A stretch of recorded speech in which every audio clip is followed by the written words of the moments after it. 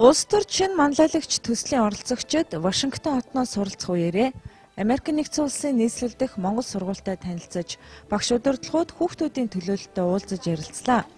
Хилийн чандад ажиллаж амьдарч байгаа монголчуудын хувьд тулгардаг нэг асуудал бол үр хүүхдээ төрлөх хэл соёлоос нь хүндэрүүлэхгүй байх. Тэгвэл энэ асуудлыг шийдвэрлэх зорилгоор Америк дахь анхны монгол сургууль 10 жилийн өмнө байгуулагдаж байжээ.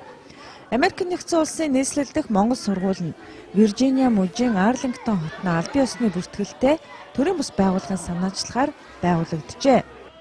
2007 онд анх 75 сурагч, 7 гадаад оюутан, мэргэжлийн 8 багштайгаар үйл ажиллагаагаа явуулж эхэлсэн. Сургуулийн үндсэн зорилго нь их хэл, түүх соёлоо хойч үедээ өвлүүлэн эзэмшүүлж, эх орноос сурталчлахад оршиж байгаа. Виржиниа мужийн Арлингтон орчимд ажиллаж амьдарч байгаа монголчуудын 2-оос 16 насны хүүхдүүд энэ сургуульд суралцаж, их хэлээрээ ярьж, бичиж, уншиж, дуулж, түүх ёс заншлаасаа суралцаж байна. Монгол улсынхаа далбааг хоймортой залж, төрийн дуулал, халуун илгэн нутаг дуугаараа аливаа үйл ажиллагаагаа эхлүүлж заншсан энэ сургуулийн хамт олон биднийг ийхүү зорин ирэх цаг мөчөд нэгэн үйл ажиллагааг зохион байгуулсан юм. Оройн төргийн эрхэм үзэгчдээ улс төрчин манлайлагч зорилттой телевизийн төслийн цуврал нэвтрүүлгийнхаа энэ оройн дугаарыг үзэгч та бүхэндээ Америк нэгдсэн улс Вашингтон хотоос хөтлөн хүргэж байна. За өнөөдрийн нэвтрүүлгийн маань хамтран хөтлөгч улс төрчин манлайлагч зорилттой телевизийн төслийн шилдэг 30 оролцогчийн нэг Баяр Эрдэнэ. Оройн төргийн Баяр Эрдэнэ. Оройн. За үзэгчтэйгээ мэдсгийг урьж байна. Өөрөнгөө аймагаас оролцогч Гомболтын Баяр Эрдэнэ байна. Өнөөдрийн маань дугаар болохоор яхаа онцлогтой газар суулж байна л да. Энэ маань болохоор яг Монгол дархлаа, Монгол хэл соёлыг бас Америкт авч үлдэх, Америкт хүүхдүүдийг монголоор ярьж сургах, Монгол хэл соёлоо авч үлдэхийн үйлс зүтгэж байгаа Америкт Монгол сургуулиас явуулж байгаа их онцлогтой. За тэгэхээр сүүлийн 9 жил бас Америк нэгдсэн улсын нийслэл Вашингтон хотноо өөрөөр хэлбэл яг энэ орчинд ажиллаж амьдарч байгаа монголчуудын маань хүүхдүүдэд бас монгол хэл соёлын дархлааг нь одоо өвлүүлэн үлдээх ийм зорилготой хамгийн амжилттай явж байгаа сургуулиудын нэг яа харахгүй. Тэгээ бидний хувьд бол өнөөдөр энэ сургуулийг зорин ирдэг маань бас өөрөө учир шалтгаантай. Сүүлийн хэдэн өдрүүдэд монголчуудын маань хувьд бол сэтгэлийг нь хэртгэлэгсэн одоо гэр бүлийн хүчирхийллийн хүрээнд хүүхдийн эрх ноцтой зөрчигдсөн нэгэн үйл явдал яа харахгүй монголчуудыг бас нэгэн одоо чигт санаа бодлыг чиглүүлж байна. Тэгэхээр улс төрчин манлайлагч зорилттой телевизийн төслийн 30 оролцогч маань Америк нэгдсэн улсад суралцах үеэрээ бас яг энэ үйл явдалтай холбогдуулан ер нь хүүхдийн эрх, гэр бүлийн одоо хүчирхийллийн сэдвээр өөрсдийн санаа бодлыг илэрхийлсэн одоо яг энэ үйл хэрэгт өөрсдийнхөө дуу хоолойг нэгтгэсэн өнөөдрийн нэвтрүүлгээ үзэгч та бүхэндээ хүргэх гэж байна. Ингээд өнөөдрийн нэвтрүүлгийн маань тухлан сууж үзнэ.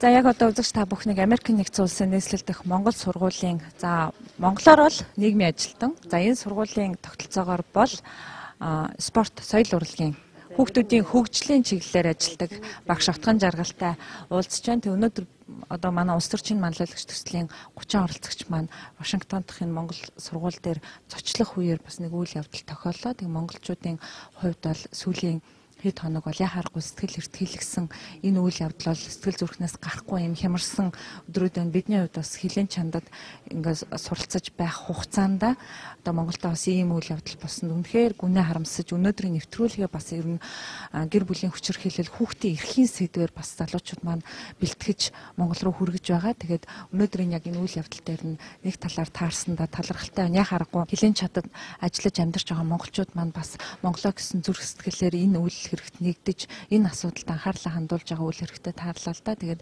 өнөөдөр яг энэ үйл ажиллагааг яагаад зохион байгуулах болов гэдгийг та бас үзэгчтэй маань хуваалцаач. Тэгэлгүй яхаа үнэхээр одоо яг өнөөдрийн үйл явдалтай давцсан та хэд ирсэн бас их талархалтай болж байна л та. Үнэхээр бидний хийж байгаа ажил болон гадаад орнуудад одоо амьдарч ажиллаж байгаа бүх хүмүүс мэдээж л одоо хүүхдтэй байгаа. Бүгдээрээ энэ одоо гэр бүлээр ирсэн амьдарч байгаа гадаадд байгаа хүүхдүүдийн одоо эрх яаж байдгийг харцсан, дуулцсан, мэдсэн юм хүмүүс байж байгаа тийм. Тэгээд бид нар бол бидний хувьд бол энэ сургуулийг байгуулад ажиллаж байгаа багш нарын хувьд бол яг харахгүй энэ одоо үйл явдалд бол дуу хоолойгоо нэгтгэхээс аргагүй тийм ээ. Бид одоо өөрсдийнхөө одоо хэмжээнд Монголд болж байгаа энэ цаан цуглааныг дэмжиж өнөөдөр яг хичээлтэй таарлаа. Тэгээд энэ үйл явдлыг дэмжиж оролцож байна. Яг одоо дэмжинэ гэдэг маань зүгээр нэг одоо шоу үзүүлээд нэг хэдэн лаасаад өнгөрөх биш юм аа тийм ээ. Яагаад хүүхэд айж ичиж, яагаад хүүхэд зодуулж нүдүүлж, яагаад хүүхэд зовниж уйлж явах ёстой гэж тийм ээ. Энэ бол ийм байж болохгүй. Нийгэм төр засаг мань энийг хараач тийм ээ. Энд бид ч гэсэн энд бол одоо сэтгэлсээ одоо их эмзэглэж санаа зовж шүү гэдгийг л одоо харуулах гэж байгаа тийм ээ. Ер нь бол одоо дэмжиж байгаа л хэлбэр шүү дээ тийм. Хүүхдүүдийг Америкт одоо яаж хайрлаж халамжилж явж идэгин тийм ээ. Тэр болгоныг өөрийнхөө нүдээр харж байна. Мэдээж одоо 380 шахам одоо сая хүн амтай энэ одоо оронд бас босромог юм бол байгаа. Гэхдээ харьцангуй бол энэ цөөн нийгэм нь өөрөө одоо яаж одоо хүүхдүүдийг их хамгаалах уу гэдгийг бүр ингээд заагаад өгсөн тийм ээ. Бүр хэтэрхий их хамгаалдаг гэж хэлж болно. Яа тийм тогтолцоо нь өөрөө хамгаалчтай. Тэгэхээр сайн эмийн одоо бид нар энд амьдарч байгаагийн хувьд сайн эмийн очиж одоо дэлгэрүүлэх юмсан тийм ээ. Энэ хүүхдүүдийг ийм жаргалтай байлгах юмсан гэдэг энийг л одоо хийгээсээ хүн болгон гэр бүлийнхаа хэмжээнд, хувь хүнийхээ хэмжээнд хийгээсэй гэж хүсэж байна. За баярлалаа. Тэгэхээр бид нар энэ үйл хэрэгээр энэ үзэл санаагаар бас өнөөдөр нэгдлээ. Тэгээд та бүхний ажил үйлсэд амжилт хүсье. Энэ бөмбөрцгийн хаанч хүүхэд бүр нэмсгэлж байгаасаа тэр дундаа Монгол хүүхдүүд маань үргэлж аз жаргалтай инээдэх хөр дүүрэн байгаасаа тэгээд та бүхний ажил үйлсэд өндөр амжилт хүсье.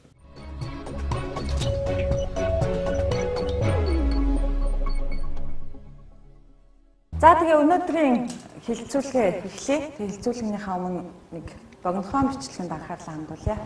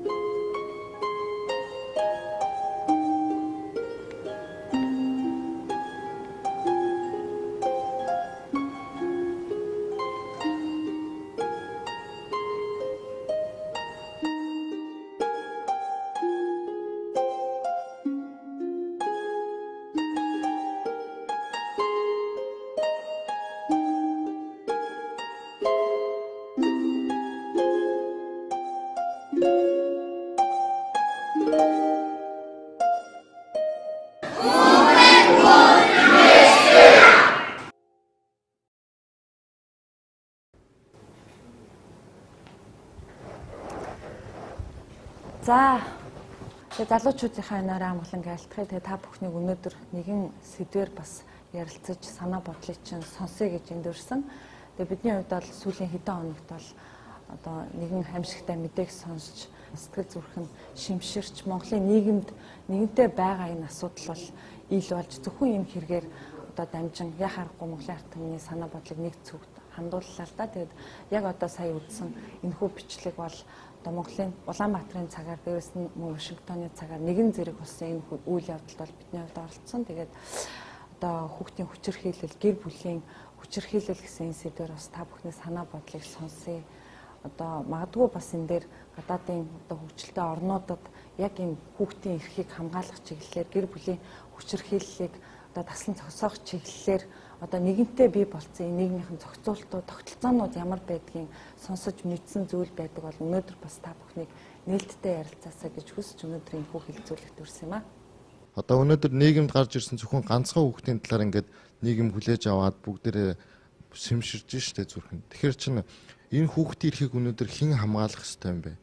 Гэл яриад байдаг хамгаалах ёстой хүүхдийн эрх гэд. Хамгийн гол нь энэ эрхийг өнөөдөр бид хамгаалж чадж байгаа үгүй юу?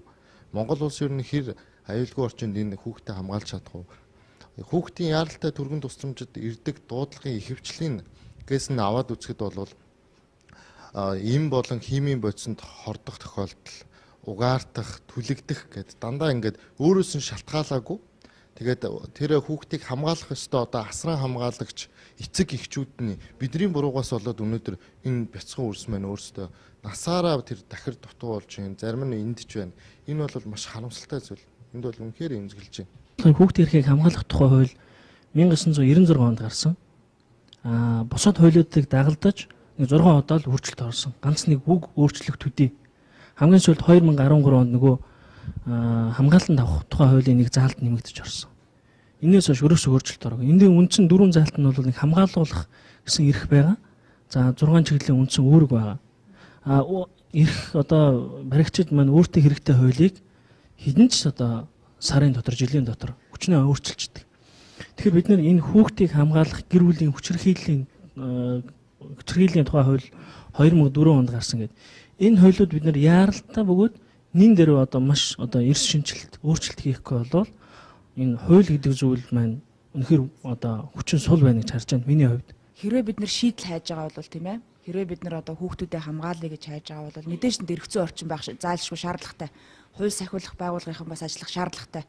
Мөн нэн тэргуунд иргэдийн оролцоо өөрсдөө бид нар зүгээр юу гэж би уриалах гээд байна гэхээр бүгдээрээ хэдүүлээ зүгээр гудамжаар явж байхад тэнд хэрвээ 2 хүүхэд зодтолж байгааг харсан тохиолдолд бид нар очиод өө залуучуудаа болцгоо битгий зодтолж гэж одоо оролцоцгоо яал гэж хэлэх гээд байгаа байхгүй юу? Одоо гэр бүлийн хүчирхийллийн тухай хууль маань шинжилсэн найруулга нь одоо улсын хурлаар орцсон хилцэгтэй явж байгаа.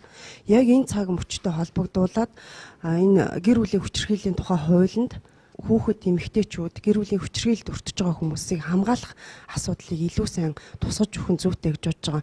Америкийн нэгдсэн улсад бол хүүхдээ одоо хөршин зодж явах юм бол хөршин шууд цагдаа дуудаал бариад өчтдөг. Тийм учраас манай Монголд ер нь хүүхдээч биш эхнэрээ зодж байгаа эрчүүдийг ч хүртэл ерөөсөө өөгшүүлээ явж байдаг. Одоогийн энэ хилцэж байгаа гэр бүлийн хүчирхийллийн тухай хуулинд бол илүү их зааж өгөх нь зүйтэй гэж бодож байна. Хууль сайн байгаад хуулийг хэрэгжүүлэгч байгууллагууд энэ хүүхдийн төлөө байгууллагуудын чадах бол бас тааруухан байдаг нь бол ажиглагддаг. Бүх хүүхдүүд бол хурж ажиллаж болж чаддаггүй. Хүүхдийн төлөө үндэсний газар бол жишээлбэл би одоо хуулийн хэрэгжилтийн бичлэг хийгээ явж байхад хуулийн талаар ярилцах мэрэгжилтэн байхгүй байх жишээтэй. Тэгээд энэ хүүхдийн эрхийг хамгаалахад сая хэлж гэн тэр иргэд өөрсдөө оролцоо их чухал юм шиг санагдлаа. Ялангуяа нэг Улаанбаатарт бас уриалга явсан байлээ. Хүүхдэд дээлтэй хөршүүд болцгоё гэдэг.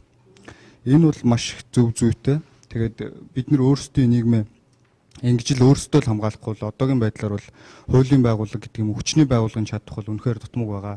Хүүхэд хамгаалах хамгийн ихний субъект бол эцэг эх, ах эгч, тийм үү? Тэгэхээр нэг зүйл гарч ирээд байгаа. Ээж аав нь үр хүүхэдтэй хайртай байна гэдэг бол тэрийгэ дагаал нөгөө хариуцлага тэр хүүхдийнхээ аюулгүй байдлыг бий болгох гэдэг асуудал гарч ирнэ тийм үү. Бүх асуудлууд ингээ уялдаатай байх хэрэгтэй юм шиг байна тийм. Нөгөө гэр бүл төлөвлөлт хүртэл төлөвлөсөн, хүссэн хүүхдтэй бол хүн хайртай байна. Магадгүй залуу насны алдаа амьдгал ийм өөр асуудлуудаар үр хөвгтэй болохоор нөгөө үр хөвгтэй амьдралынхаа алдаа гэж хардаг. Ийм асуудлууд маань эргээд нөгөө хамгийн анхны нөгөө хүүхдийн эрхийг хангаж байх ёстой эцэг их гэр бүлийн хүрээлэлд энэ нандин холбоо, энэ хайр дээр түшгэлсэн хариуцлага байх ёстой байдал үгүй. Гэтэл бид нар энийг бас нэгдүгээрт яриад дараагийн асуудал бол нөгөө хүүхдэд ээлтэй хөршин тий одоо хариуцлагатай байх ийм асуудал яригдах юм болов уу гэж миний хувьд бол бас бодож байна л да. Одоо жишээ нь яг гэр бүлийн хүчирхийлэл, хүүхдийн хүчирхийлэл гэдэг зүйлийг ярихаас өмнө тэр гэр бүлийг үүсгэж байгаа анхдагч нэгж болох тэр залуу хосуудын яг төлөвлөлттэй холбоотой гэр бүл төлөвлөлттэй холбоотой ийм асуудал та. Эцсүүлдээ төлөвлөлтгүй гэр бүлээс болоод хүсээгүй жирэмслэл дараа нь төрнөөсөө уйлдсан хүүхэд бий болоод ингээд ерөөсөө нэг хүүхэдтэй байж байгаа дээр бошгоон салцгаая гэсэн юм үзэл бодлоо залуучууд нийгэмдэр маш их бий болцсон байна. Тэгэхээр ерөөсөө яг энэ залуу гэр бүлүүдийн гэр бүл төлөвлөлт, гэр бүлийн тогтвортой байдал мөн хүнлэг тийм ээ ёс зүйтэй ийм иргэнийг бий болгож төлөвшүүлэхэд гэр бүлийн хөгжлийн газрууд, гэр бүлийн боловсрол олгох газрууд энэ чиглэлээр маш далаацтай бөгөөд хүртээмжтэй ажлуудыг зохион байгуулах ёстой. Энэ дээр нь дэмжлэг үзүүлж байгаа төрийн бас байгууллагууд засгийн газар бас оролцоотой ажилламаар байна. Хэдүүлээ нэг жоохон эрэг талаас нь харах юм бол одоо нөгөө эцэг их хоёр нь бас харамссан байж байгаа ч юм лөө те. Тэгэхээр миний хэлэх гээд байгаа санаа юу вэ гэх юм бол залуу гэр бүлүүд байна. Эсвэл бас уучраа болохгүй байгаа дунд насны гэр бүлүүд байна те.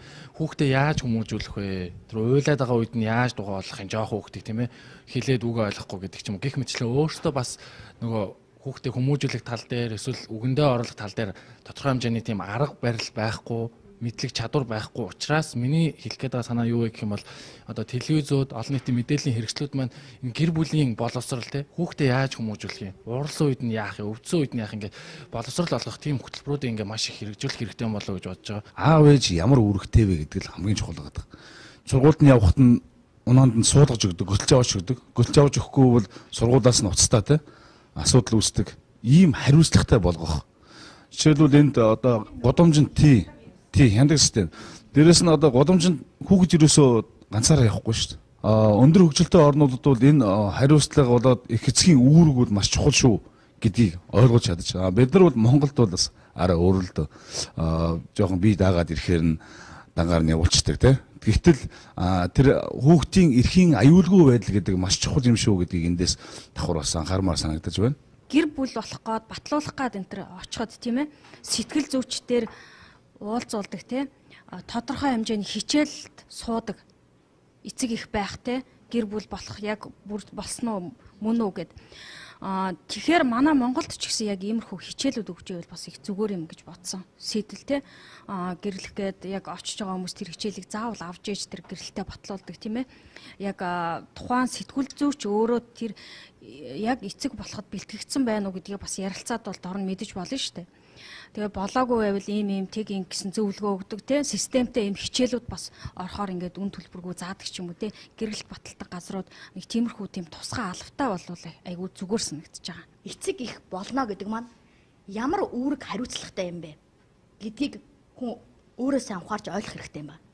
Ингэчээд хамгийн гол нь энэ зүйл маань зөрчигдвөл ямар санкцтай вэ гэдгээ мэдэх ёстой. Ингэснийхээ дараа нэрээ эн чинь ийм юм шүү гэдгийг бодож хүн ургуулж ирнэ. Тухайн үйл явдал гарахаас бид нэр сэрэмжилж чадна. Тэгэхээр зэрэг хуулийг хэрэгжүүлэх гол механизм нь гэр бүл өөрөө л юм байна. Гэр бүлийн хэргийг ерөөсөө шийддэг. Гэр бүлийн хэрэгэлгээд орхичдаг маань өөрөө энэ хүчирхийллийг эргээд өөгшүүлээд хууль маань тийм байгаад байна уу?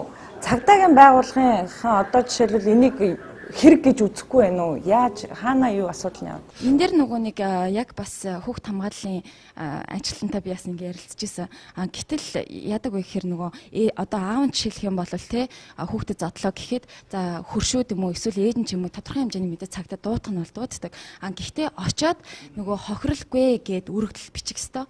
Хэрэв хохирлгүй гэсэн тохиолдолд нөгөө нөхрөө те судлах хэвээр байна шүү дээ. Тэгэхээр ээж ч юм уу аав ч юм уу яалт ч юм гээд хохирлгүй гэдэг үргэлжлэл бичдэг. Гэтэл нөгөө хохирлгүйгээ бичингүүт тэг суулцдаг байхгүй. Тэгэхээр өөрөлдөх юм бол энэ нэг өргөдөл гомдлын бас нэг юм зохицуулт байгаа даа. Би нэг үйл явдлын гэрч болсон л доо. Би нэг цагдаагийн байгууллагаар явж байхдаа нэг ихнэр нөхөр хамт байцаагдчихсэн байхгүй. Тэгээд нөгөө хүмүүс гарч явсны дараа цагдаагаас асуусан. Энэ хүмүүс гэр бүлийн хүчирхийлэлээс болоод ингээд байцаагдчих юм уу гэд. Тийм ингээд нөгөө цагдаа хэлж байгаа байхгүй. Тэгээд хиддэх удаа гэсэн 6 дахь удаага ирж яана гэж байгаа байхгүй. Сүүлийн 5 6 жилийн хугацаанд зөвхөн нэг цаг дээр ирээдсэн байгаа байхгүй. 4 5 удаагийн байцаалтын дараа тэр хүмүүс нь болохоор хэрэг нь ерөнхийдөө хэрэгсэхгүй болж байгаа. Би тэгээд цагдаагаас асуусан. Яагаад энэ хүнийг одоо ямар нэгэн хуулиар арга хэмжээ аваад яаж болдгоо юм бэ гэсэн чинь бидний хуулийн орчинд энэ хүмүүсийн асуудлыг зохицуулах заалт биднээр байхгүй байна гэж цагдаа надад хариулж байсан л да.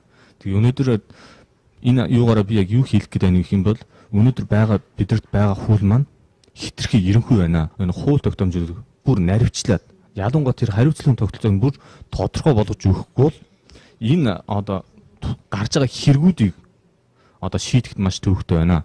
Монгол хүний нөө хүнлэг сэтгэл хайцсан. Тэгэхээр бид нар нэг хууль гэж ярихаас эхлээд ер нь тэр монгол хүний хүнлэг чанар хайцсан хүчрэгүүлэхгүй Монгол байхын тулд яах ёстой юм. Тэгээ хөршийн тэр хариуцлага ямар байх ёстой юм. Хин нэгэн хаан нэгэн газар ингээд хүчрхийлд өртчихвэл ядаж бид нөө тэгээ цагдаа дууддаг. Би одоо л ерөөдөө бид нар бас ингээд энэ дэр хүүхдийн тэр байгууллага цагдаа тэгээ иргэд бас өөрсдөө бас оролцож яг энэ хүүхдээ хамгаалах энэ хүчрхийлд өртөж байгаа хүмүүсийг хамгаалахын төлөө бид нар бас ажилламаар байна л да. Тэгэхээр нөгөө хуулиндаа ч гэсэн өөрчлөлт оруулаад хууль байгаад байдаг. Гэхдээ тэр хуулийг очиод бид нар яаж хэрэглэх вэ гэхээр ямар ч хамгаалалт байхгүй. Тэнд ер нь хүүхдүүд ингээд зөндөө олон хүүхдүүд хохирч байна. Тэгэхээр бид нар энэ дээр бол өөртөө ганц удаа ингээд зул хасаагаад өнгөрөх биш, ганц удаа ингээд хилцүүлэг хийгээд өнгөрөх биш. Бид нар бүр энэ дээр ингээд очиж бүр ингээд ажилламаар байна л да. Хүүхдийн нэг сонгодог зохиол Матильда гэд та бүхэн мэдэх бах тий. Тэгээ манай охин хэдэн сарын өмнө уншичаад тэгээд тэр Матильда зохиол дээр юу гэж гардаг вэ гэхээр тэр хүүхдийн ээж аав нь ерөөсөө тэр хүүхдийг хайхардггүй. Тэгээд эцэст нь яадаг вэ гэхээр тэр Матильдагийн эцэг их байх эрхийг нь хасдаг тийм хүүхдийн ном байдаг. Тэгээ манай охин тэр номыг уншичаад хэлжсэн байхгүй юу. Одоо манай хоёр найз яг ийм байдалд байгаа. Тэгэхээр эцэг эхийн эрхийг нь хасаад тэр хүүхэдтэй сайхан гэр бүл рүү очиж болдгоо болов гэж асууж ирсэн. Тэгэхээр хүүхэд бол эцэг эхээ сонгож төрдөггүй. Харин одоо ингээд ийм хүчирхийлэлд өөрснөө автцсан тэгээ хүүхдтэй яг ийм хүчирхийллийг үзүүлээд байгаа тэр эцэг эхээс татгалзах тийм бас хуулийн заалтыг оруулж өгөх ёстой болов уу гэж боддог. Бүр цэцэрлэгээс нь сургуулийн насны хүүхдүүдийг хүүхдийн эрх чамд ийм эрх байгаа. Чи эрхээ хамгаалахын тулд энэ утас руу уцтаж олно гэд тэр хүүхдийн хэлээр ярьж тэр хүүхдэд мэдээлэл өгдөг ийм механизмыг нь бүрдүүлж өгмөр байна. Хуулийн залтыг одоо маш тодорхой болгох хэрэгтэй. Бүр тодорхой тэрийн мөнгөтэй холбогдох хэрэгтэй. Ямарваа нэг хэрэг чинь өмнө тэр сэтлэн гарч иж дараа нь тэр хэрэг өөрөө ингээд хүндэрдэг. Гинтхэн байжснаа зодчихно гэж байхгүй шүү дээ. Тодорхой хэмжээнд аав нь зөгтөг нүддэг байсан л байж таараа. Энийг хин нэгэн мэддэг л байсан байгаа. Хэрвээ тэр аав нь ч юм уу ээж нь ч юм уу хүчрхийл үйлдэж байгаа шинж тэмдэг илэрх юм бол тэрийг мэдээлэлээ тэр үнэн өндөр торгуул тэр мэдээлсэн үнэ торгуулыг авдаг. Ийм л тогтолцоог бий болохгүй бол монголчууд бол хүчрхийлж байгаа мэдж байгаагаар нэ мэдээлэх тийм сэтгэл зүйгүй байгаа байхгүй. Хүүхдийн эрхийг ярьдаг. Тэгээ хүүхдийн эрх болохоор зодохгүй байх, дуудлага өгдөг байх, цагдаа ирээд хамгаалдаг байх тухай ярина. Гэтэл юу гэхээр бид нар бас үндснийхээ сэтгэлгээний онцлогийг гарцааг харгалзаж явах хэрэгтэй. Жишээлх юм бол аав ээжигээ цагдаа дуудаж өгж баривчлуулж явуулчаад гэртээ хүлээгээ сууж яадаг гэдэг юм уу те. Тийм тогтолцоотой ард түмэн бид нар биш байхгүй. Нэгдүгээр бид нар нүүдлэх, хоёрдугаар бидний уламжлалт нийгэм гэдгээ бас анзаарч харгалзаж явах хэрэгтэй. Үр дагаврууд. Тэгээд үзэх юм бол нөгөө талаасаа хүүхдийн хүчирхийлэл гэдэг бол зөвхөн хоолтой унттай сайхан сургуульд явуулаад байхыг хэлдэггүй. Манай нийгэмд гарч байгаа хамгийн том хүчирхийллийн хэлбэр бол үйл тоомсорлох гэж хүчирхийллийн бас хэлбэр байна. Өөрөлдвөл хичнээн их мөнгөтэй хичнээн их зүйл өгж байгаа мөртлөө тэр нь өөрөө үр дүнд хүрдэггүй. Жишээлх юм бол би хувийн хэд хэдэн сургуулиуд дээр очиж хичээл зарсан мэтгэлцээний. Тэгэхээр тэр хүүхдүүдтэй би жишээлх юм бол ойлголцохгүйсэн. Тэр нийгмээс нь тасралтал тэгж хүүхдээ явуулна гэдэг бол эргээд нийгэмд амьдрах чадваргүй болгож байна гэдэг бол эргээд хүүхдийн эрхийг зөрчиж байгаа нэг хэлбэр мөн байхгүй. Аав ээж нь хүүхдээ үг хэлж болохгүй юм байна. Сургууль дээр нь тэр хүүхд эрхтэй учраас юу дуртайгаа хийж болох юм байна. Тэгээ энэ хүүхдийг хэн хүмүүжүүлэх юм. Тэгэд ингээд аваад үзэх юм бол одоо энэ хуулийг бол бид нар магадгүй хэрвээ өнөөдөр үнэхээр нэг удаагийн асуудал биш болмоор байна гэвэл энэ хуулийн төслийг олж аваад энэ нээлттэй байгаа байхгүй. Тэгээд тэднэр дээр нь ямар асуудал орох хэрэгтэй байгаа. Энэ хуулийн үр дүн юм бэ гэдгийг бидний ухаж ярих хэрэгтэй гэдэг ийм санаачлал гаргав. Хүүхэд эцгээхээ цагдаа дууч өгөх ёстой байхгүй юу? Монгол гэхлээр яагаад цагдаа дууч өгдгөө тийм системтэй байх ёстой. Магадгүй энэ нэвтрүүлгийг яг үзэж яхад хүүхэд яахаа хэн тандхаа мэдгүй зодуулж яхахыг өгөөсөхгүй. Тэгэхээр тэрийг хамгаалдаг, тэр их эцгийг нь хязгаарладаг, тэр хүүхдийн нэг тийм өөрийгөө хамгаалж тэгж тэмцдэг тийм тодорхой байгууллага байх ёстой байхгүй юу? Тэгэхээр Монгол хүүхд тэгэхээр л эцгээхээ цагдаа дуучин хөл ёс зүйд үл нийцнэ гэсэн тийм бол бид энтэй бол санал нийлэхгүй байна. Өндөр хөгжсөн нийгэмд хүн бол дандаа завгүй байх. Амьдрахын төлөө ажиллахаас өөр аргагүй байдаг. Тэгэхээр тэрнийх нь хажуугаар сургалтын заавал суудаг. Одоо хүүхэд яаж хүмүүжүүлэх вэ гэдэг сургалтын заавал суудаг. Тэрэн суухын тулд заавал тэр батлагдсан байгууллагуудын төлбөрийн төлөөд тэгээд хажуугаар нь амьдрна гэдэг тэр хүнд бүр маш их ачаал болж. Тэгэхээр ийм өндөр хариуцлага даваануудыг давуулдаг ийм систем байгаа юм. Тэгэхээр хүүхэд хүмүүжүүлж байгаа эцэг их нь насанд хүрсэн ухаантай хүн учраас энэ хүн дээр л ачааллыг өгöd байгаа шиг. Тэгэхээр эндээс зүгээр энэ өндөр хөгжсөн орнуудад бас төрийн оролцоо их чухал байд юм байна л гэдэг санал. Ягаад гэвэл хүүхэд гэдэг бол тэхээс өөр аргагүй ийм субъект юм аа. Төр бол хүүхдийг хамгаалж чадахгүй гэдгээ ерөнхийдөө харууллаа шүү дээ. Олон зүйл байгаа. Энэ ганцхан энэ хүүхдийн асуудал биш. Энийн урд бас манай Увсан аймгийн цагаан хайрхан сумд бас 2 хүүхд нэг эцгэн байхгүй бас явж байгаа л нас орж ирсэн. Тэгэхээр энэ дээр төр угаасаа ажиллаж чадахгүй гэдэг нь тодорхой болчлоо. Цаашаач төр ажиллаж чадахгүй, энэ ажлыг хийж чадахгүй. Хүүхдийг төр бол Монголын төр хамгаалж чадахгүй. Энэ дээр тэгэхээр бид нар нэг гарц зөөх хэрэгтэй. Хувийн төрийн бас байгууллагууд маш их байдаг гэж шүү дээ. Монголд 3000 гаруй төрийн бас байгууллагууд. Төрийн бас байгууллагуудад эрхийг олох хэрэгтэй байхгүй. Одоо төрийн бас байгууллагууд ажлаа хамгийн сайн хийдэг жишээ нэг байгаа шүү дээ. Зам дээр 1-р эгнэнд машин тавиад 3 минутын дотор тэр төрийн бас байгууллага, хувийн байгууллага тэр машиныг аваа явчихдаг. Гэтэл тэр орцонд 3 цаг бараг 3 өдөр зодуулж байгаа хүүхдийг өнөөдөр төр харж чадахгүй л байгаа байхгүй. Тэгэхээр энэ хүүхдийг хамгаалдаг асуудлыг бол ердөөсөө хувийн хвшлийн байгууллагад эрхийг олох хэрэгтэй. Хувийн хвшлийн байгууллага тэр хүүхдийн одоо хүчирхийллийг илрүүлэхэд нь урамшуултаа. Дахиад илрүүлсний дараа тэр гэр бүлийн гишүүд тэр төрийн бас байгууллагад төлбөрөө төлж тэр төрийн бас байгууллагын сургалтанд нь суудаг. Ийм зүйл рүү оруулах юм бол төрийн бас байгууллага чинь тэр машин ачдаг шиг маш хурдан ингээд энэ ажлыг чинь хийгээ явчихнаа. Яг манай өнөөгийн нийгэм өөрөө яг ийм аимшигтай балмод ийм үйлдэл хийж байгаа ийм хүнийг ингэж бий болгож гаргаж ирээд болгоод асуудал байгаад. Тэгэхээр ерөөсөө түрүүн бас энд ярьжсэн ингээд баг наснаасаа ингээд яг тийм зөв төлөвшил хүмүүшлэг олж авч чадаагүй болж ийм аимшигтай зүйлүүд гардаг. Тэгэхээр энэ бол маш олон хүчин зүйлс байна л та нэгдүгээр шүү дээ. А хоёрдугаарт нь бол яг энэний төлөө их тийм зөрөгтэй дуурч чаддаг баймаар байна. Тэгвэл энгийн жишээ татах юм бол бид нар яг эрхэм зөрчиж байгаа хүүхдүүдийг хаа нэгтээс хаагаад явах шаардлагагүй. Алхам тутамдал таарч идэг. 2013 оны 5 сард бас тэр аав нь 5 настай хүүгөө ингээд заазуурсан тийм хэрэг гарсан шүү дээ. Тухайн үед бол нийгэм масал цочродож хүлээж аваад ингээд эсэргүүцэжсэн. Тэгээд энэ өнгөрсөн хугацаанд бол ямар ахиц өөрчлөлт гарсан юм, тийм ээ. Сая бас энд ярьж шүү дээ. Ерөөсөө бид төрд яах ч татвар төлдөг. Эргээд иргэнээ хамгаалдаг байх хэрэгтэй байгаад байна шүү, тийм ээ. Тэр энэ зүйлүүдийг бол би бол энэ хоёр зүйлийг л онцолж хэлмээр байгаа юм бол. Манайхан тэгдэг шүү дээ. Ямар нэг асуудал ярихаар асуудлыг дандаа өөрөөсөө булзааруулж яадаг. Жишээ нь яг тэр хүүхдэд зодоод алдсан хүнийг буруутгаж ярьж байгаа боловч сая бидний ярианд дундаас харагдаж шүү дээ. Хүүхдийн эрх маш олон төрлөөр зөрчигдөж идэг гэж. Жишээ нь би гэхэд одоо оройдоо хүүхдтэй нэг 2-3 цагийг яг тэр хүүхдтэйгээ тоглож наадаж хичээл номыг сургаж одоо ингэж тэр хүүхдтэй цаг зав зарцуулж чадчихэв нү. Бүгд л бодоод үзэхээр бас бүгд л бид нэр өөрсдөө хүүхдийнхээ эрхийг зөрчиж байгаа хүмүүс л байхгүй. Тэгэхээр бол эхний ээлжинд бол бид нар өөрчлөлтийг өөрсдөөсөө эхлэх хэрэгтэй. Бид нар ингэ зэмлэх яг хэрэг хийгээд гарцсан хүмүүсийг буруутгаж ярих авш. Тэгэхээр бол тэр хүүхдийн эрхийг зөрчдгүү байхын тулд одоо олонх маань хөдөлж иж дуурайдаг. Одоо чинь бид нар Америкт ирлээ гэхэд энэ хотын соёлд нь нэг өдрийн дотор уусаад л нэг л их сайхан хотын соёлтой хүмүүс болчихно.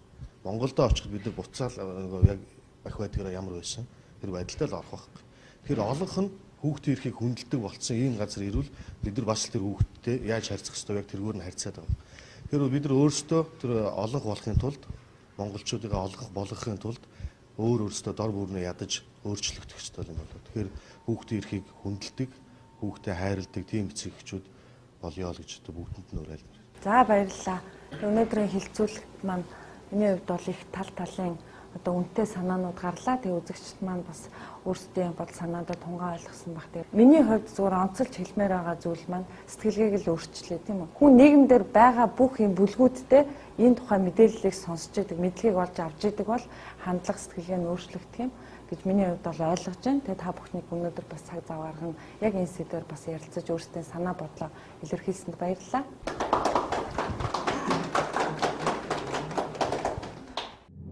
Залуусын оролцоог дэмжигч Unitel Group. Ерөнхий ивент тэтгэгч яг одоо яг эндээс Pepsi брэнд. Ерөнхий ивент тэтгэгч хөгжилд хүргэх Монголын жигүүр Хүннүү Air. Ивент тэтгэгч дэлхийд танигдсан Монгол брэнд Говь.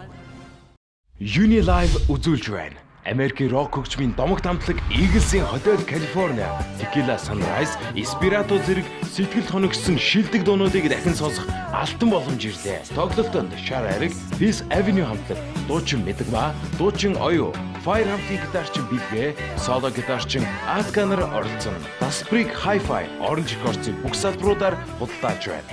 Зөвхөн Unitel-ийг хэрэглэгчид жижиг карта ашиглан тоглолтын дасбараа 20% хөнгөлөлтөй үнээр авах боломжтой. 3 дугаар сарын 8-нд Crocus Event Hall 19 цагаас уулзцгаая. Мөн Univision-ийн IPTV-гийн 88 дугаар сувгаар шоу дамжуулан үзүүлэх болно.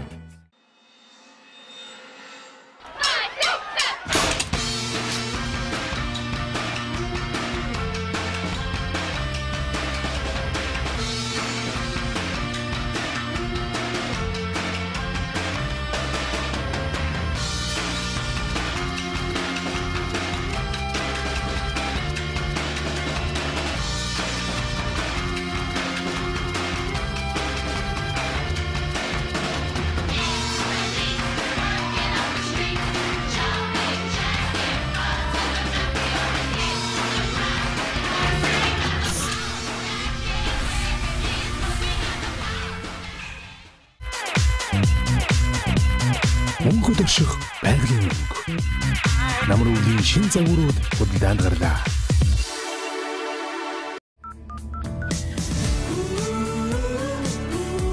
Залгсан хүний тань дуудлаган дээр хай таалагдвал одоор хуулаарай.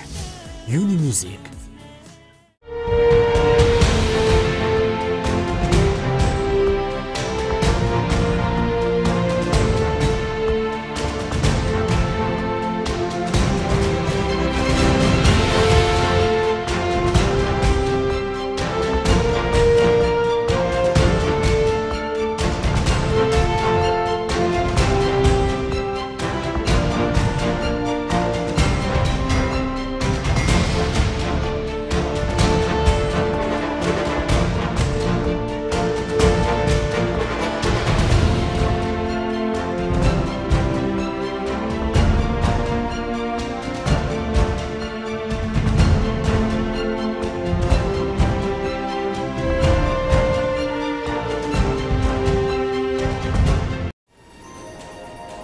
Univision гэр бүл Хонконг руу Univision одоогийн болон шинэ бүлэгч та бүхэн Hollywood Box Office кино үзэх мөртөө урамшуулалд оролцох эрхээ зөвлөдөрэй.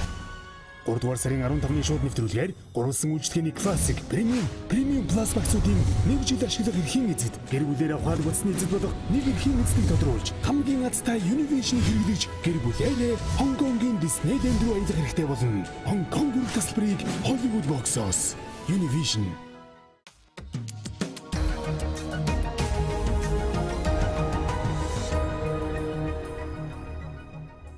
Улс орчин манлайлагч зорилт телевизийн төслийн энэ өдрийн нэвтрүүлгийн үзэгч та бүхэнд Америк нэгдсэн улс Вашингтон хот дахь Монгол сургуулиас үргэлжлүүлэн хүргэж байна. За өнөөдрийн нэвтрүүлгийн маань хамтран хөтлөгч улс орчин манлайлагч төслийн шилдэг оролцогчдын нэг Баяр Эрдэнэ маань. Тэгээ өнөөдрийн бас нэвтрүүлгийнхаа хөтлөгчөөр Баяр Эрдэнэгээ сонгосон маань учиртай. Яагаад гэвэл яг өнөөдрийн бас мэдээ сахи булангаараа хүргэх энэхүү сонголт маань Баяр Эрдэнэ маань хувьд хүүхдийн эрхийн асуудлаар ийм сэдв учраас өнөөдөр бид Баяр Эрдэнэтэйгээ хамтран энэхүү нэвтрүүлгийг хөтлөн хүргэж байна. Тэгэхээр яа харахгүй одоо хүүхдийг хамгаалах хамгийн хүчирхэг хамгийн гол зэвсэг үл ерөөхдөө хууль байх хэрэгтэй. Монгол төрийн дархлаач гэсэн хуулиудаараа баригдаж явах хэрэгтэй. Тэгэхээр энэ хүүхдийн хамгааллын асуудал өнөөдөр хурцаар яригдж байгаа энэ нөхцөлд энэ хуулийн дээр хяналт тавих, энэ хуулийг нэмэлт өөрчлөлт оруулах, энэ хуулийг улам хүчрхэгжүүлэх шаардлагатай гэсэн үднээс энэ хуулийг сонгож авсан байна. Монголын нийгэм өөрөө одоо өнөөдөр нэгэнт одоо хөшгөний амт байгаа ийм одоо хүүхдийн хүчирхийлэл, гэр бүлийн хүчирхийллийн асуудлыг бол дээр үес өвлж ирсэн юу гэдэг нь аавын гарын амт, хаалганы амт үзэх нь одоо эргээд зөв хүн болж төлөвшгöd үр дүнтэй ч гэдэг юм уу. За нөгөө талаас тухайн айлын асуудал бол хаалганыхаа цаанал байх ёстой гэсэн нэг тийм сэтгэл зүйн өөрөө энэ нийгмийг тэртээ тэргүй стресстэй бухимдалтай байгаа нийгмийг ийм өнөөдрийн нэмгэлтэй үйл явдлууд жишээлбэл төтгөч хүч гэдэг юм те. Чи яг хувь хүн талаас нь юу гэж боддог вэ? Энийг болохоор яг судалгаанаас үзэхэд бол хүүхдийн хүчирхийллийн гэмт хэрэгүүдийн 90% орчим нь одоо гэр бүлийн хүчирхийлэлд үйлдэгдэг гэсэн судалгаа байна лээ тийм хаалганы цаана. Тэгэхээр энэ гэмт хэргийн илрүүлэлт ялангуяа энэ хуулийн хүрээнд болохоор яг ойлгомжгүй тодорхой бус байдагтай холбоотой гэж би болохоор үзэж байгаа байхгүй. Тийм ч учраас энэ хуулийг сурвалжилж мэдээлэл өгөхийг зарсан байна. За тэгээ хоёулаа нэвтрүүлгээ үргэлжлүүлэн хүргэе. Тэгээ Баяр Эрдэнэ маань өөрийн өнцгөр энэ хүүхдийн эрхийн асуудлыг хэрхэн хандаж байгааг мэдээс сахиу болонгаас маань үзэгч та бүхэн үргэлжлүүлээ үзээрэй.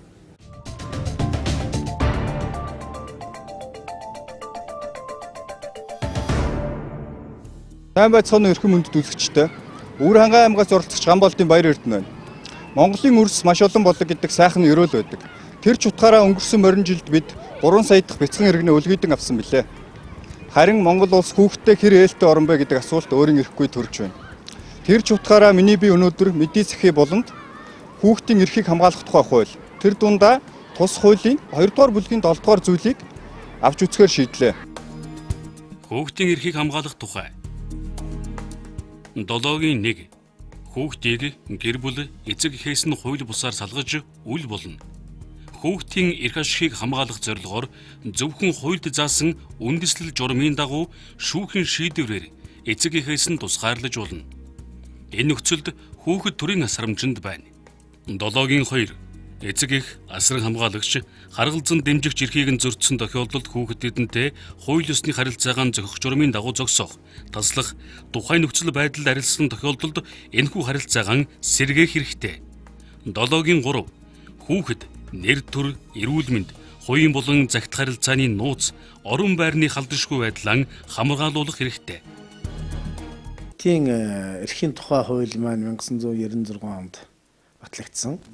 За тэгээ энэс хойш энэ ганц хууль маань л одоо хүүхдийн эрхийг зохицуулах гол харилцааг өдөө хүртэл явж ирлээ л дээ. Дундаа бол бас нэг 2 удаа нэмэлт өөрчлөлт бол орсон байдаг. За тэгээд ерөнхийдөө бол цаг үеийн энэ хурдтай өөрчлөлт энэ байдалтай холбоотойгоор одоо бас 10 гаруй жил 20 жил болж байгаа юмд чинь өөрчлөлт орж ийн л да. Энэ маань хүүхдийн хөгжилтэй холбоотой, хүүхдийн эрх хэрэгжүүлээний асуудалтай холбоотой, хүний эрх хэрэгжүүлээ гэсэн ерөнхий тэр суурь зарчмуудтай холбоотойгоор бас л энэ хуулинд бол зайлшгүй өөрчлөлт оруулах. Энэ хууль маань өөрөө бас өнөөдрийн хурдтай яваад байгаа нийгмийн харилцааг зохицуулахад бас зайлшгүй хоцрогдонгүй шинжүүд байна л да.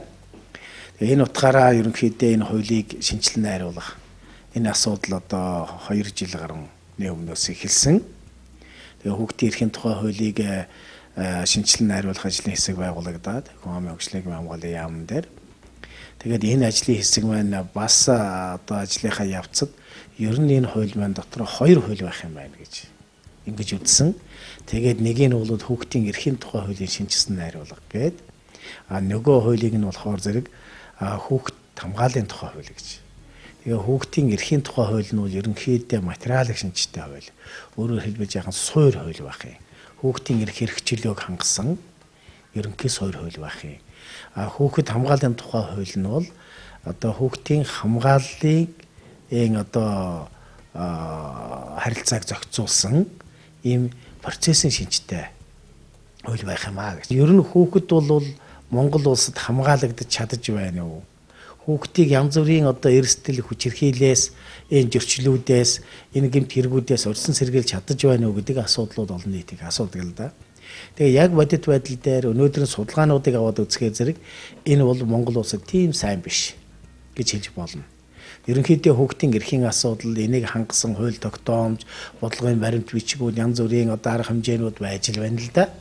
Гэвч хүүхдийн одоо эсрэг хүчирхийлэл, хүүхдийн эсрэг мүлжилгийн асуудлууд, гэмт хэрэг энэ бүхэн маань их буурахгүй байгаа байхгүй юу? Тэгэхээр зэрэг энэ бол Монгол улсад л энэ хүүхдийн хамгааллын асуудлыг чухал байна гэдэг нь бол харагдаад байгаа. Тийм учраас бид энэ хамгааллын бие даасан хуулийг гаргаж ирж байна л да. Энэ яг хүүхдийн төлөө энэ гаргаж байгаа хуулийн хэрэгжилтэн дээр одоо энэ манай төрийн байгууллагуудын чадвах ер нь хэр байдаг юм бол одоо хүүхдийн төлөө үндэсний газар, нийслэлийн хүүхдийн хөгжлийн газар одоо энэ танаа энэ хилцгээд эдгээр байгууллагуудын ер нь чадвах хүүхд бүртээ хурж ажиллахад мэдээж одоо хөрөлцөөг байдаг байх та тийм. Энэ талаар. Тэгэхээр энэ Үнэхээр сүүлийн 20 жил бол энэ яг хүүхдтэй хурж ажиллах тэр бүтэц механизм байхгүй байж ирсэн.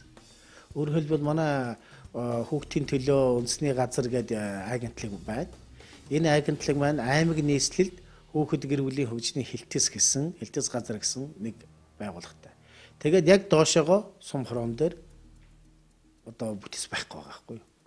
Тэгэхээр бид нэр одоо энэ шинжилгээд хийж байгаа гэр бүлийн тухай хууль энэ юмн дээр бид нэр сум хорооноосоо эхлээд тэр хүүхдийн эрхийн асуудлыг хариуцсан мэрэгжилтэнгүүд, нийгмийн ажилтнууд байхаар ингэж хөлжиж өгч байгаа. Тэрийг хийхдээ бол бид нэр бас нэг шинэ их оронтой нэмэгдүүлэх шаардлагагүй.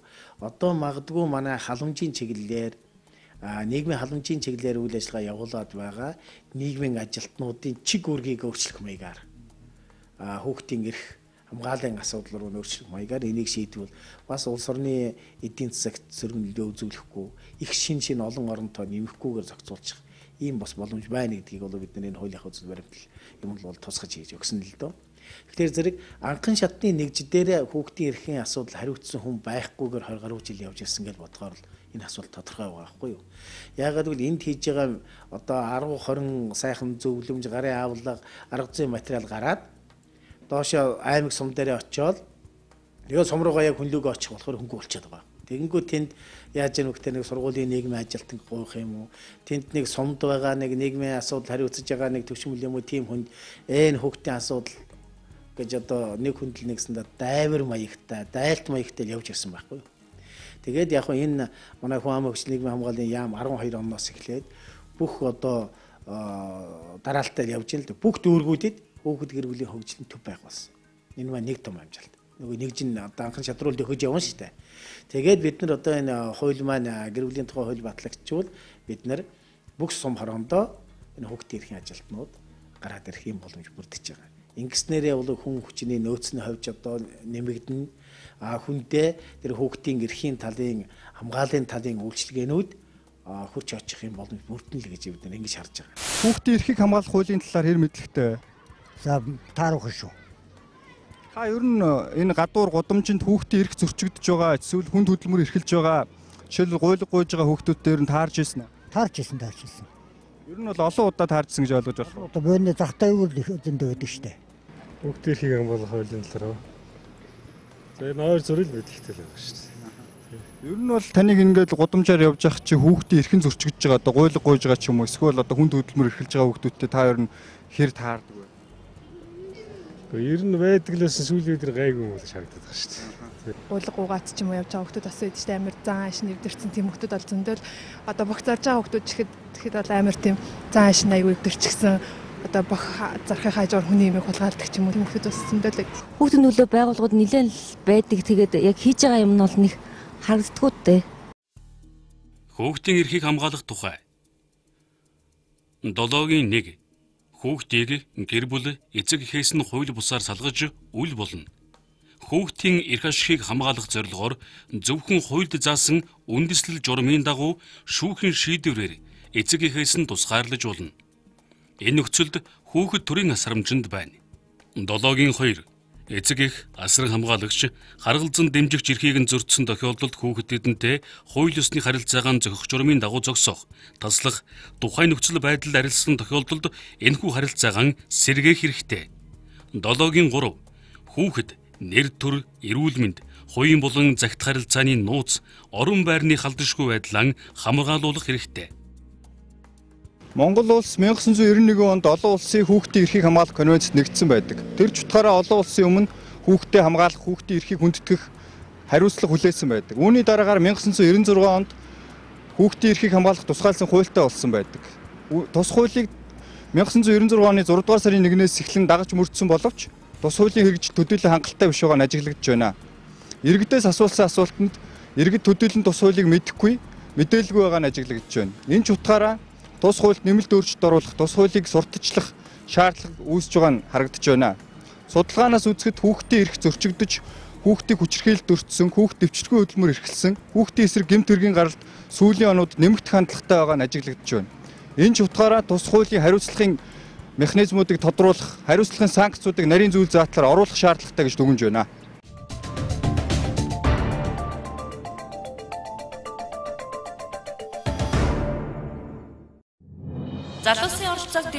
Unitel Group. Ерөнхий ивент тэтгэгч яг одоо яг эндээс Pepsi Brand. Ерөнхий ивент тэтгэгч хөгжилд хүргэх Монголын жигүүр Хүннүү Air. Ивент тэтгэгч дэлхийд танигдсан Монгол брэнд Говь. За улс төрчин манлайлагч зорилтын төслийн цуврал нэвтрүүлгийн өнөөдрийн нэвтрүүлгээ үзэгч та бүхэндээ хүргэлээ. Тэгээ өнөөдрийн нэвтрүүлгээ бид бас сүүлийн өдрүүдэд монголчуудын дунд их яриа өрнүүлсэн, бас тэдний сэтгэл зүрхийг эмзэглүүлсэн яа харахгүй бидний хувьд бол анхаарах ёстой нийгэмд маань нэгэнт байгаа энэ чухал сэдвээр залуучуудынхаа бас санаа бодлыг сонсож энэхүү үйл хэрэгт бол гар бие оролцлоо. Өнөөдрийн хамтран нэвтрүүлгийн маань манай шилдэг оролцогч Баяр Эрдэнэ хөтлөн хүргэлээ. Тэгээ өөрийн хувьд бол мэдээ сахи болонд бас яг энэ хүүхдийн хүчирхийллийн эсрэг сэдвийг онцгойлон авсан байна. Одоо бас нэг талаараас ач холбогдолтой байлаа. Тэгэхээр яг хуулийн хэрэгжилтийн нэвтрүүлэгт хүүхдийн хүчирхийллийн хуулийг сонгож авсан. Энэ болохоор бас учиртай. Монголчууд энэ олон юмдаар хуваагддаг л та. Намаараа хуваагддаг, нутгаараа хуваагддаг, үзэл бодлороо хуваагддаг. Гэхдээ монголчуудад яг нэгдмэл байр суурьтай байх ёстой олон зүйлүүд байдаг. Эх орон, гэр бүл, яах аргагүй энэ хүүхэд байдаг. Тэгээд энэ дээр юу гэж хэлэх гээд байна вэ гэхээр монголчууд энэ хууль тогтоох байгууллагууд маань нэгдмэл байр суурьтайгаар энэ хүүхдийн эрхийн хуулийг маш түргэн шуурхай, яг үнэн зөвөөрөө хүчирхэг хүүхдийн эрхийн тухай хуультай болмоор байна гэж уриалмаар. За баярлалаа. Тэгэхээр өнөөдрийн нэвтрүүлгийн маань үзэгч та бүхэн сонгон үзсэнд баярлалаа. Маргаашийн дугаараар эргээд уулзъя. Баяртай үзэгч.